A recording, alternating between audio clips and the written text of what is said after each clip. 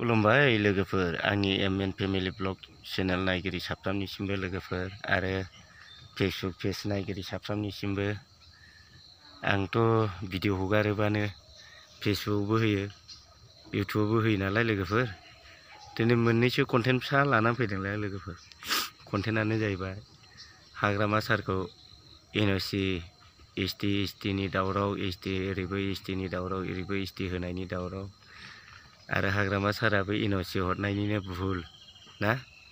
आरो बेनि गेजेराव मा होनबावबाय लोगोफोर हाग्रामा सारा मा होनदों मोजां खबरनो एसेमब्लियाव पास जाबायनो बे मोजां खबरखौ नायलांदो लोगोफोर मा होनलांदों बेनि मोजां खबरा आंबोथ' नायजोबाखै आरो सोरबा बायदिया नुखाबायबो जानो हागौ थेवब्लाबो आङो होबावनोसै लोगोफोर नायलांदो सोरबा बायदिया निउसाव होनायखौ नुखाबायबो नायलांदो नायनानै मा मोनो कमेन्टआव लिरहैदो आंनि मथेबा बेबायदि हगारनायाबो बेराफारसेनि थाखाय गाज्रि जाबाय नामा नंदां बेबायदि बुंनायखौ जों गोरिबफोरनि थाखायथ' बे दाब्लिङा जाखाया थाखा फैसा गोनांफोरनि थाखायसो दाब्लिं जागोन आरो हले बिटिसिआव दाब्लिं लानो मोननायनि आयेन पास जाबायनो लोगोफोर दा बिमा माहारिफ्रासो रागा जोंगासिनो दं बिमा माहारिफ्रा बुंगासिनो दं मा जाथारै निउस लाबोयोलै गुड निउस लोगोफोर हाग्रामा सारा मा दाब्लिं जाबनो मोनलायनाय नायलांदो होलांगासिनो आङो সবৰ কাৰণে ভাল সেইটো হ'ল 6 শিডিউল কাৰ্বি আংলং ডিমা হাছাও আৰু বিটিচি এই যে দুজন মাইকী লোৱাটো সেইটো বেন কৰিছে বেলেগত কিন্তু বিটিচি বেন কৰা নাই কেবিনেটে ডিসিশন লৈছে এইটো বিটিচি কাৰ্বি আংলং আৰু ডিমা হাছাও তাৰমানে বড়ো হওক কোনোবা মুছলিম হওক ৰাজবংশী হওক বা যিকোনো মানুহে দুজন ল'ব পাৰে বুলি কৈ আছে itu 6 schedule to exempted Dima Hasao Karbi Anglong আৰু বিটিচি কিন্তু 6 schedule বাহিৰত দুজন শাদি কৰিব নোৱাৰিব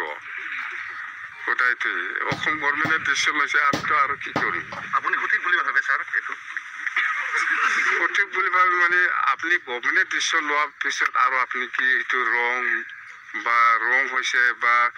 ৰাইট হৈছে এটো আপুনি কেনেকৈ কম এটো ইমপ্লিমেন্ট হ'বই ডিসিশন আজিৰ পৰা এসেম্বলি হৈছে 4 দিনীয়া হ'ব 25 26 27 28 29 লিখে এসেম্বলি হ'ব নাকি 4 দিনীয়া যেনক এই এসেম্বলিত ইন্টারিম সরকার চলাবৰ কাৰণে এই এপ্ৰিল লিখে যাতে সরকার চলোৱাৰ ক্ষেত্ৰত একো অসুবিধা নাপায় ইয়াৰ কাৰণে কিছু বাজেট কৰিব ইন্টারিম বাজেট সেইটোৱে আৰু মেজৰ ডিসিশনটো মই খুলো না এইটো আমাৰ কাৰণে ভাল কম না বেয়া কম অততে গভৰ্ণমেণ্টে ডিসিশন লৈছে আমি ওয়েলকাম কৰিব লাগিব কথা সেইটোৱে नुबाय लोगोफोर मा होनदों एखेबारे नंथाराना मालायना माखौ पास खालामना लाबोयो बड'लेण्डफोरखौनो आयेनाव माबा मोनसे आयेनफोरखौनो पार्लामेन्टआव रायलायनो हाया बेफोरखौसो पार्लामेन्टआव रायलायबाय आरो बे ना लोगोफोर बेफोरखौसो आयेन पास खालामना लाबोबाय जोंना हाग्रामा सारा बेफोरबायदिखौ लाबोमालाय मा जानोलै आजिखालि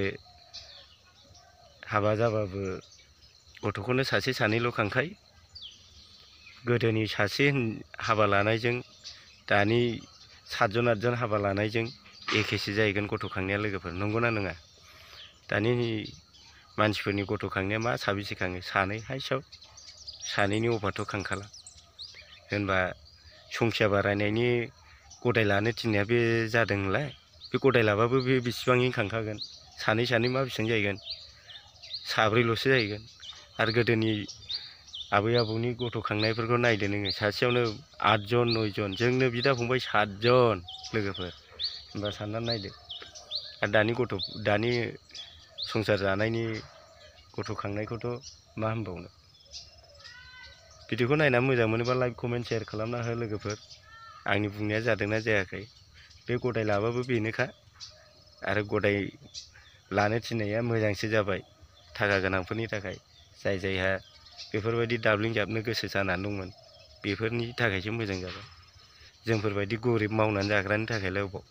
जुदि हाग्रामाया गदाय लाबा जुदि गदायखौ जाहोनायनि थाखा हरोबा गरिब गुन्द्रायाबो लानो हागोन नंगौना नङा लोगोफोर आरो बेराफारसे बिमा माहारिनि थाखाय बिराद गाज्रि जानोसै ना बेफोरो बे आयेनखौ पास खालामनाय हिसाबै सोरबा सासे नङाथ' सासे लाखागोन होनब्ला बै न'खराव बै थोरसिनि ओंखाम सेनानै जाफैनाय होनलायनायनि दावराव दावसि जानायखौ बे नायनानै थानो हासिगोन जेरैबो झामेला लाबोयो बे हाग्रामा सारा ओरै एसटिनिबो एनअसि हरनायनि दावराव ओरै बिमा माहारिजों दाब्लिंजाबनो मोननाय बा गदाय लानो मोननायनि प्रसार होनायावबो दावराव मथा मथि आंनि थाखायबा जेरैबो दावराव लानानैसो फैयो हाग्रामा सारा नंगौना नङा लोगोफोर नंगौबा नंगौ नङाबा नङासैलै कमेन्टआव फोरमायहरदो बेखिनियानो लोगोफोर आरो बावदोंसो लोगोफोर चेनेलखौ साबस्क्राइब खालामनायावथ' फैसा थाङाना बेखिनियानो